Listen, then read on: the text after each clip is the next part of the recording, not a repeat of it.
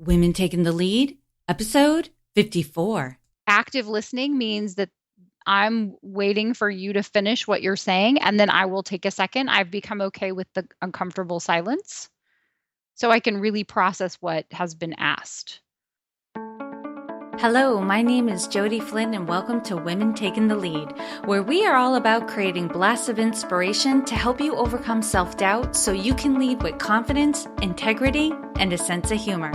This episode is sponsored by Luma Coaching. Want some support to get your dreams off the ground? Go to womentakingthelEad.com/coaching to sign up for a consultation with me. Now, your future awaits, so let's get started.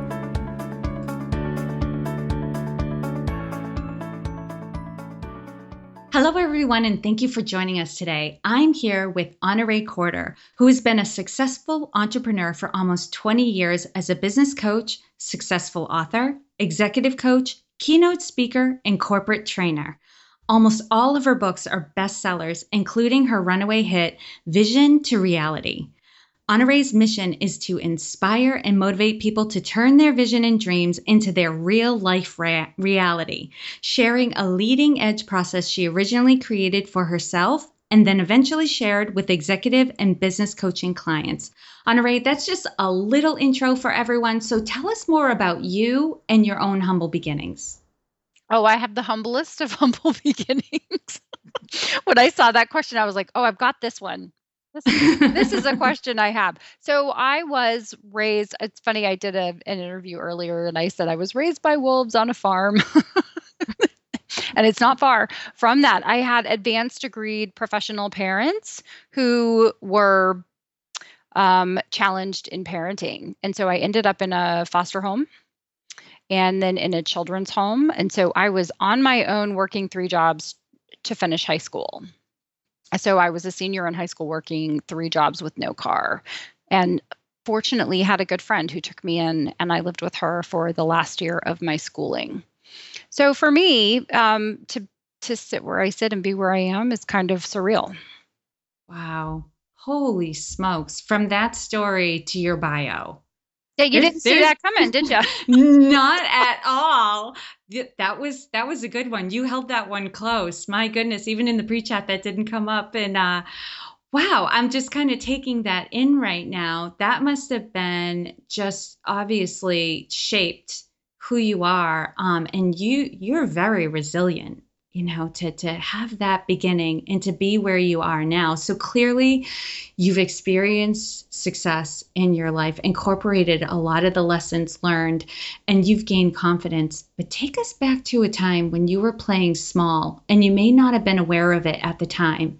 Share with us the story and the lessons you've learned. Well, I have probably 5 examples of that playing small. Like that question really kind of went right in between the eyes.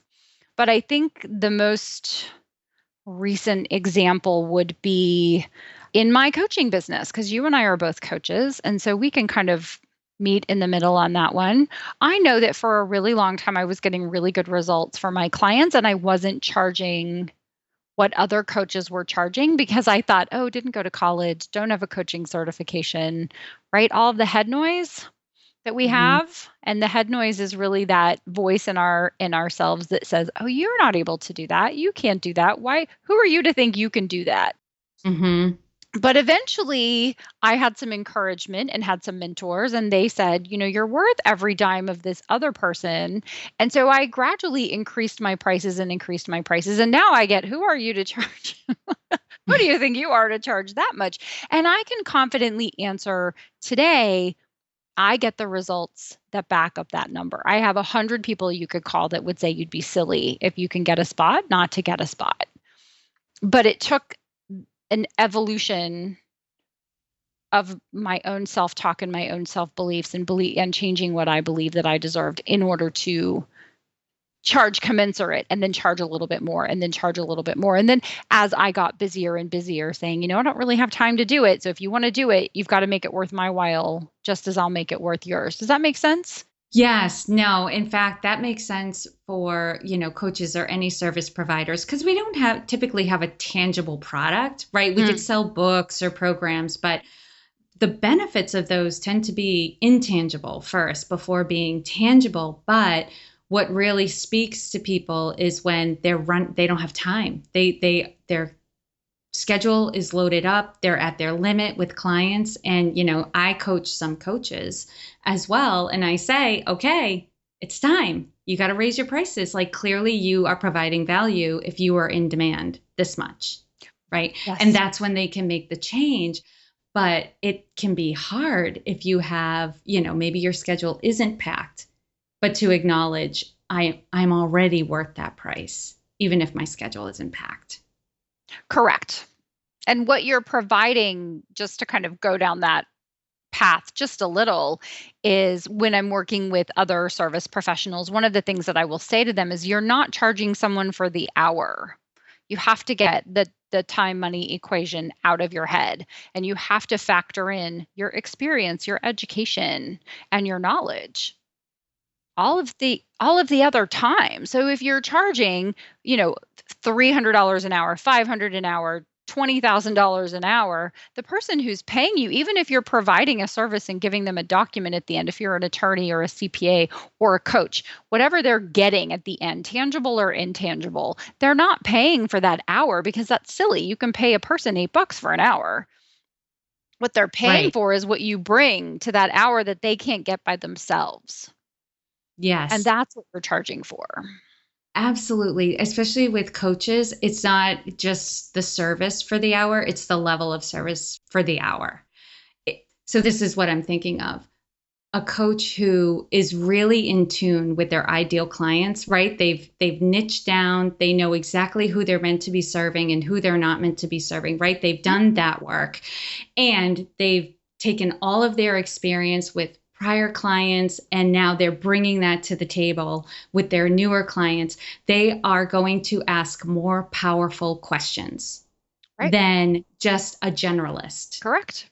Per se. And so the value that they provide in that hour is exponentially greater. Right. And so, and like you and I could go on. It's the sharp end of the spear. Right. It's the sharp end of the spear, right? You wouldn't take a knife to a gunfight. Right. And once you have like the sniper does a much better job than someone who's walking around with a butter knife going, I'll get him. Yes. And for those listening, even if you're not a coach, even if you're not a service provider, really take a look at what the value is that you bring to the table, what quality, what experience, whatever you're working on, chances are you're probably downplaying the value that you bring and you provide for people. Yes. If you tried to memorialize every single thing that you do, it would take you a really long time. The things that you take for granted, even as moms, right? Even as a mom, it's like I work from home all day, but my family comes home and I've done 4 loads of laundry and I've changed the sheets and I've run the vacuum and I've dusted the house and I've made dinner and I've had 6 coaching calls and written 3 chapters. Right. Yes. And they just come home, how was your day? Oh, I'm exhausted. I just worked today. And I was like, oh, if only. Right. It's all the hidden elements that we bring to the table. Yes. And yet it's my domestic goddess paycheck that's the smallest. Go figure.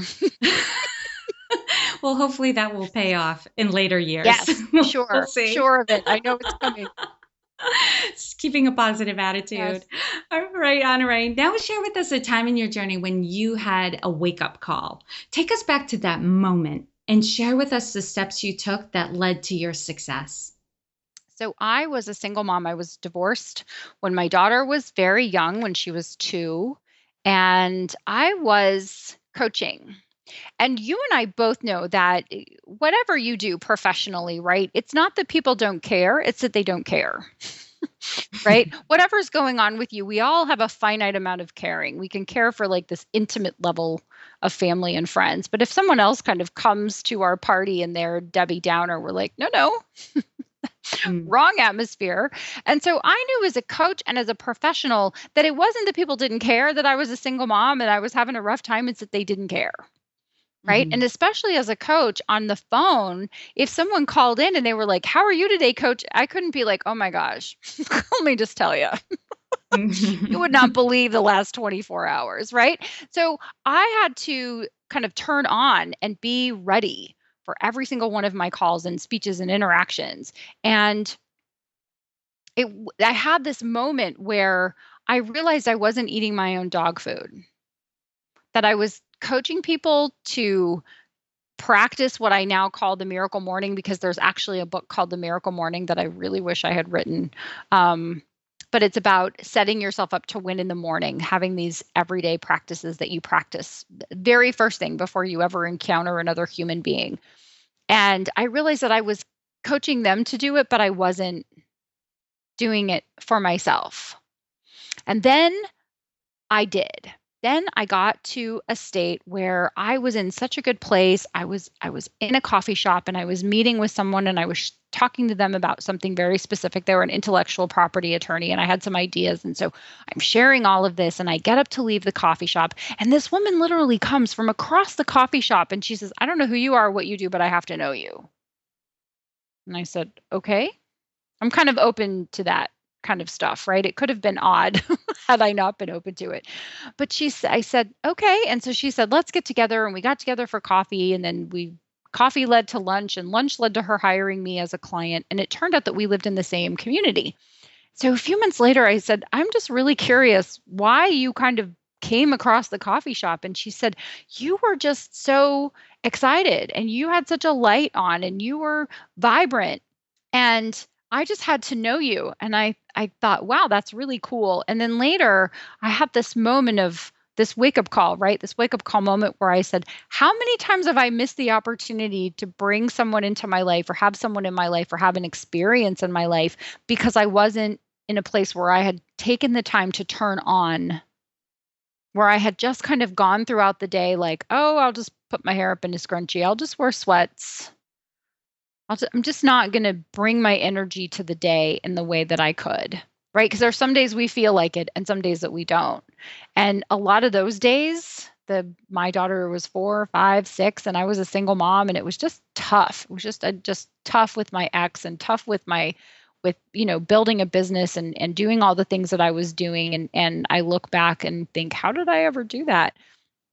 But I really had to not just give the advice, but take it. And then once I took it, I realized that I would have so many more opportunities if I could be fully myself. And being fully myself was being in a good mood, putting myself in a good mood and putting myself in a good place, and not just saying to someone else, you should put yourself in a good mood. But what am I doing? No, that's not for me.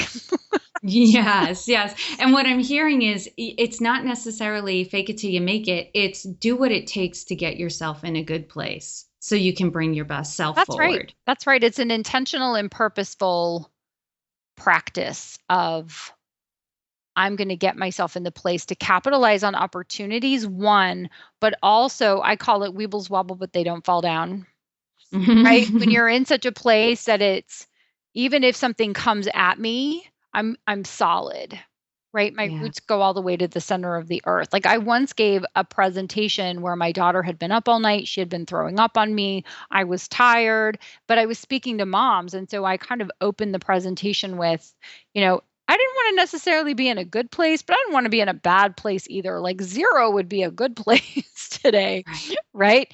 And it was because I hadn't centered myself at the start of that day. And I recognize the power of that daily morning practice where I wake up and there are 6 practices, and there are affirmations, visualization, a little bit of meditation, reading, exercise, and journaling. And then I'm studying Spanish. It's going to take me about 400 years to become fluent at my pace, but I'm going to get there. Yeah, just to keep the sharpening the sword there. Exactly. I'm building neural pathways in my brain. That's what I'm told. So I have these 6 practices in the morning that I do, and they really do make a difference. There are days when I wake up, my alarm goes off at 4:30, and I think, oh, really? I feel like my head just hit the pillow.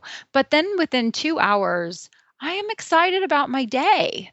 And there's a difference if you wake up and go, oh, really? And that sets the tone for your day, right? There are the people that are like, don't talk to me until I've had coffee, right? I'm like, don't talk to me till I've had my miracle morning. But after my miracle morning, you may want to have had coffee. Because I'm raring to go. I am ready. And I don't drink coffee. So there you have it. I love that. And yeah, I think, that what jumps out at me, what I know to be true is, our ability to connect with other people, to build relationships. And it could be any area of your life. It could be your boss, friends, strangers you might want to connect with. They're deciding whether or not they want to spend more time with you based on who you're being. Mm-hmm. Right. So if you feel like people are avoiding you, like you're not getting appreciated or recognized, take a look at who you're being. Not that there's anything right or wrong, just take a look. And, if there is some work to do there because you're not bringing your best self forward, do what you can to allow that to happen. That's huge. Yes. And you can get happy in the same pants you got cranky in. Right. And I think that's good for grownups as well as kids, right? No one wants to be around someone who's unhappy and complaining. And it's not that there isn't a time and a place for you to express challenges, because believe me, everyone, and you know this as a coach too, everyone is up against it in some way. We don't get on the phone with anyone and they go, you know what? My life is awesome. My body fat is low. My bank balance is high. Everything is great in every single way. What do you got for me, coach? Mm-hmm. I've never had a call start like that. I've never had a conversation with someone start like that ever. So everyone's up against it. It's so true. It's so true. I've had calls start with, I don't know what to talk about. But usually what I say to my, because I right now I'm leading a workshop series on teaching people in the office environment, coaching skills that they can bring back to use in their office, and what I say to them is like, whenever somebody says to me, like, I really don't know what to talk about, those turn out to be the best conversations because that is resistance. Like that first, I don't know. So I haven't gotten the like, hey, life is great, everything's perfect. But I do get that I don't know every now and I again. I get that too. And it's usually, I don't know if what I want to talk about, I can talk about with you. Right. And then they quickly discover, oh yeah, it's totally open. Yeah, that's totally it. We're ready. Good. Bring it. Yeah. And Honorée, what I want everyone to get is there's no one way to lead, right? We're all different. We're all going to lead differently. You see this all over the place. So how would you describe your leadership style? Fast and furious. I can see that. You know what? I try to lead in the way that I want to be led. So I kind of want to know where we're going and what my responsibilities are, and then let me at it. Mm-hmm. So I do best with like the members of my team. And it's funny because someone was saying self-publishing really isn't self-publishing because you have so many people on your team. Self-publishing infers that you're doing it all yourself. And that's so not the case, right? So from my assistant to my editors to my graphic designer, I mean, like I have people, lots and lots of people. And so I work best with people who are really good at what they do and they take ownership and stewardship over it. And so that's how I am. I feel like I just lead from that place. Yeah, that's huge. Like having the vision, the expectations, and then let me do it my way. Yes. I'll get it done. Here's the end result that I want to see, and then go do that. And of course, in the beginning of any relationship, there's correction.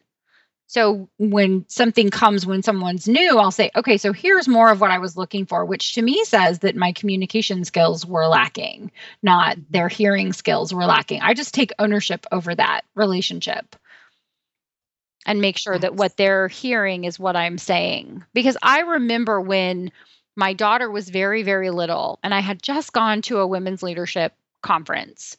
And we went to go see some friends that were across town and they gave her this really loud toy, like I think to mess with me. And she was still in a car seat. So she was maybe 4 or 5. And she starts to play the toy. And I said, honey, you have to wait until we get home. When we get home, and my vision was I'm going to send her outside to play with said loud toy when we get home. This is the vision in my head. And so normally when we would get close to home, when we were turning onto our street, I would say, okay, honey, we're home, right? And yet that's when she started playing with the toy, except that's not what I had in my head. Mm-hmm. I had in my head, you would play with the loud toy outside. And in her head, I had said, I get to play with my toy when we're home. So she was waiting for me to say, we're home when we turned onto the street. Right? And that was home. We're home. Well, because that's what I had told her 100 times before. We're home. And so that's where communication gets missed missed, right? I remember at this same conference, someone said, okay, now you may serve the eggs. And the person holding the eggs, like everyone was on silent except for the people that could talk. And one of the leaders said, okay, now you may serve the eggs. And so she took the eggs and served them like a tennis ball. Oh. So in other words, what you have in your head may not be what the person with you has in their head. Right. And so leadership really is taking ownership and stewardship of that relationship and making sure that what I'm saying is what you're hearing and vice versa.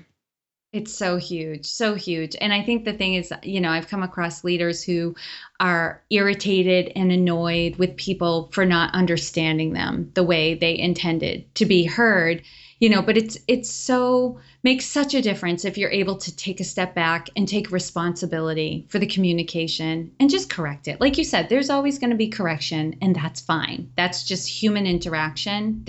We don't have to judge it. Correct. And Honorée, what is one thing you are working on right now that you're really excited about?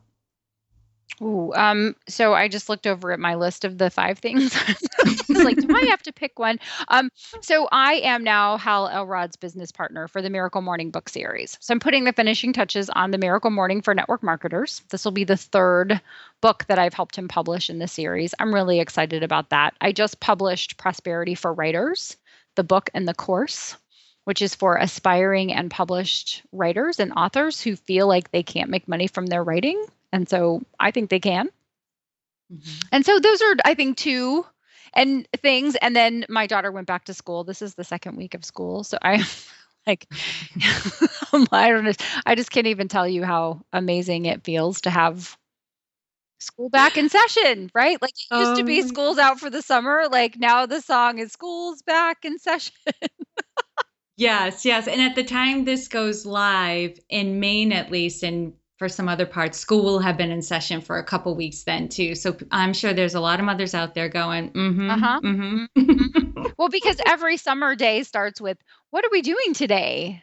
Yeah. Like, I think I'm going to duct tape you to a chair, drink a 5th of Jack Daniels, and then I'm going to do some work. I don't know. What do you have planned for your day? And now somebody else gets to hear that question. Yes. Teacher, what are we doing today? What are you doing today? Oh, no, they don't say that. My daughter's 15, right? So she's like, I just want to get in and get out. I'm not going to ask any questions. Oh my gosh, that's true. It is hilarious. All right, Honorée, now I'm going to do a quick leadership roundup. So tell us, what is I know you have a lot of practices, but what is one practice you'd like to highlight especially that makes you a better leader? Listening. I really do my best to listen more than I talk. I think that helps me to lead effectively. And what's something, because I love this answer because I'm a huge proponent of listening, but I know there are some people who struggle with like, I want to be a better listener. I'm just not getting there. What is something you do to kind of, I guess, check yourself or keep yourself on the rails to know like, okay, I'm listening, or that helps you to listen better? I don't listen while waiting to give an answer. Mm-hmm. I'm active listening means that I'm waiting for you to finish what you're saying, and then I will take a second. I've become okay with the uncomfortable silence, so I can really process what has been asked. And then if I'm not understanding or I want more information, I'm asking questions. Tell me more about that. Give me more information. Like I'm not in such a hurry to start talking when someone stops talking. I want to give them that space. So it's coming from that place of like, my goal here is to understand you, not to contribute to this conversation yet. Correct.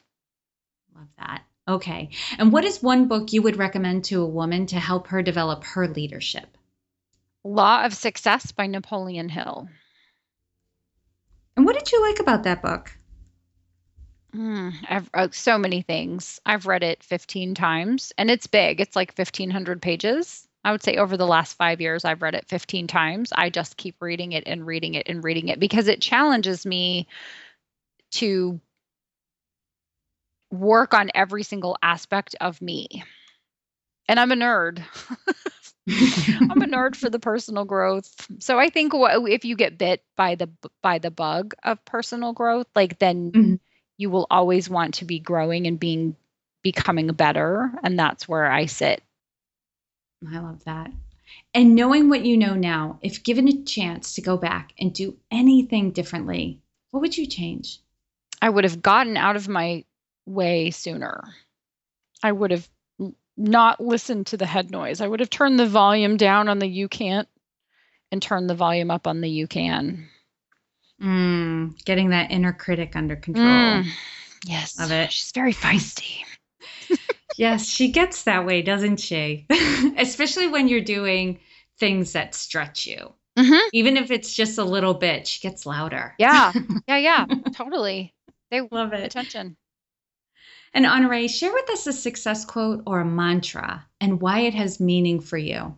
So I took the quote, "There's always a way if you're committed," Tony Robbins, and I changed it to my own, "Committed eats impossible for breakfast." Because the word impossible is I'm possible. So committed means I'm possible. And so what that means to me is if I'm really committed to something and I'm committed to myself, I will find a way, or I will make a way, or God will make a way, or Santa will make a way. There will be a way. I will get there. I really love that. And there's a great Goethe quote. I can't do it right now. It's not off the top of my head, on commitment and how, once you're committed, like doors start opening. Things Providence start steps happening. in. Yeah. Yes. Yes. This Awesome. is the unseen forces, right? Like those, once you commit to something 100%, the unseen forces come to your aid. But it's not until you make that commitment. And so you've got to make the commitment to yourself, to your business, to your kids, to your marriage, to whatever. And once you do, it's almost like whoosh, right? People and opportunities and coincidences, quote unquote, show up to prove that you're on the right path. It's very powerful, very cool. It's incredibly powerful. And I'll say to my clients when they first hire me, I'm like, you're going to get a lot of results in the first few weeks.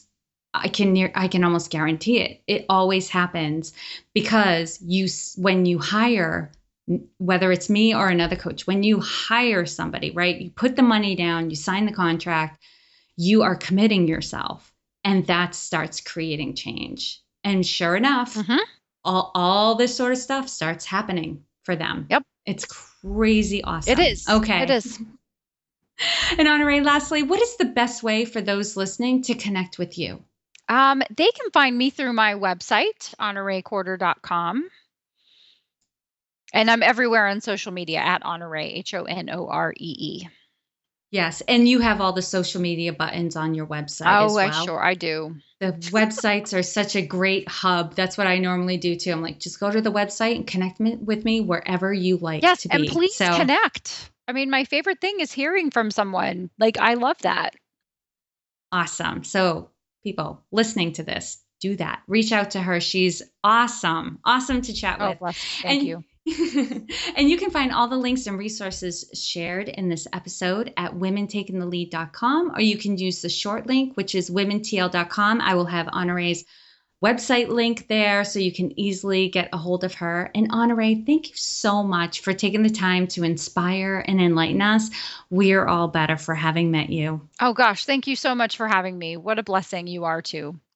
Thank you for joining me on Women Taking the Lead. Were you inspired to take some action today, but maybe don't know where to start? Or maybe you have so many great ideas you can't decide where to focus your attention.